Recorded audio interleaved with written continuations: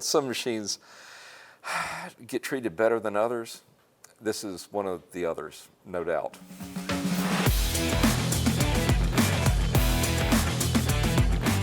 All right, guys, it's going to be a really simple one today. We're just going to do a quick oil change on our 2009 Ninja 650. So if you're ready, let's dive into it real quick.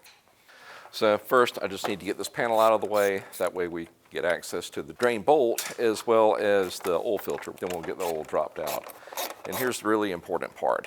Especially if you've just bought a machine and you don't know its history, it's mandatory that you do an oil change because one, you don't know how long it's been in there. Two, it may give you some signs of trouble on the horizon. So when we drain this oil, we're going to be taking a really close look to make sure that it's okay. It's just used oil and not something else going on. All right, so here's our drain bolt and there's our oil filter. Now if you can, go ahead and crank yours up, let it get at operating temperature. That way it's going to drain out a lot faster. Me, I'm just going to go ahead and drain it cold, but it's going to take a lot longer for everything to come out. Oh, good gosh. Before we even drain this, that's supposed to be a sight glass showing a level, so this thing is way overfilled. It should be in between those two marks. Like I said, some machines get treated better than others. This is one of the others, no doubt. I can see the level. It's about right here. Oh boy. Let's get it drained out of there and see what kind of shape it's in. That had not been changed in a long time. Not horrible, but I'd say that was nearing the end of its lifespan.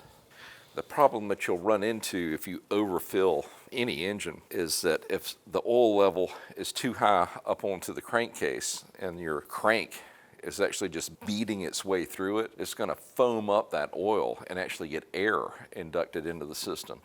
That's no bueno when you've got air going to your various bearings and surfaces when you should have oil going there.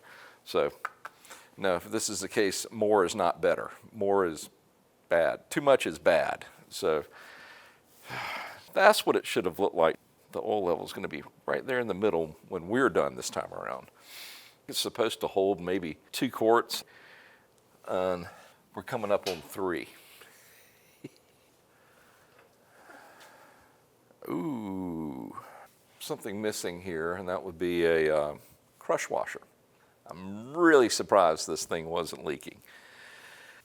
Now, you've heard me harp about you always need to do the basics on your machine if you've just picked it up, new to you, because it's crap like this that will get you in trouble really quick if you decide to ride it home versus putting it on a trailer and at least doing the basic maintenance before you take it out for its first spin. This one could have gotten into serious trouble really quick just in between the oil drain bolt not being sealed up, having too much oil in it, and I didn't even show y'all what I found on the air filter. So step 1, do your basic maintenance before you take it out that first ride. All right, so we have our new crush washer, and I went ahead and ordered a drain bolt as well. Believe it or not, the existing one, it was still there, but it was just about molded to the drain bolt itself. So yeah, we're gonna go ahead and replace both of those. We'll go ahead and get that torque down. It's to 22 foot-pounds. All right, next, let's get off this oil filter. The stock one uses this wrench.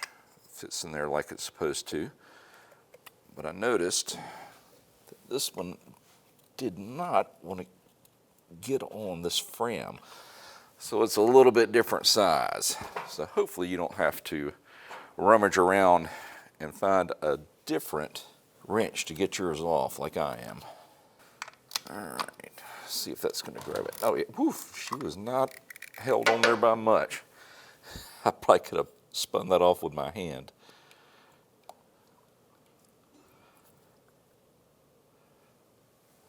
All right, little dab of oil on the O-ring. Then we're going to take this to 13 foot-pounds. Not many manufacturers give a torque reading on oil filters, but Kawasaki does. Actual is 12.9, but we're going to go ahead and take it to 13. There we go. According to the service manual, she holds 1.9 quarts on an oil change. So I think we can safely go ahead and drop in 2, but we'll do it a little bit short. That way we don't overfill it. Had a great funnel that actually would fit inside this diameter. What did I do? Left it in a trash can, just draining into a rag, and got thrown away. Shame on me. My kingdom for a funnel. Yes, this is the same oil, just an older bottle. Let's see what you do. Looks like it's scooting it in there.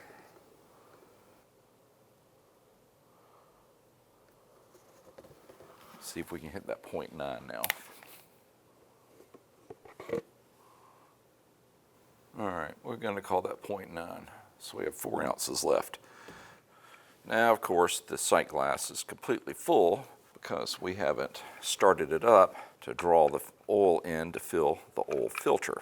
So let's do that real quick, and then we can check our level. But before we start, clean off that oil, otherwise that's going to burn off and make a smoky mess.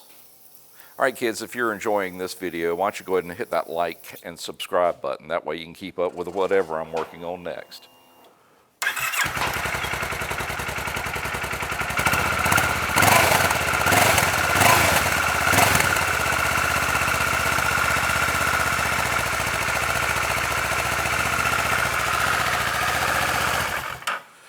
All right, let it settle a minute. See if it comes back up somewhere in the middle. All right, it's a little bit low. Let's go ahead and bring it up. It may say 1.9.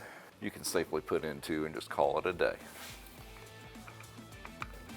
All right, kids, all I've got to do now is just remount this plastic lower cowling and she's ready to go. And if you like this one, why don't you go check out one of these 2 videos. See you in the next one.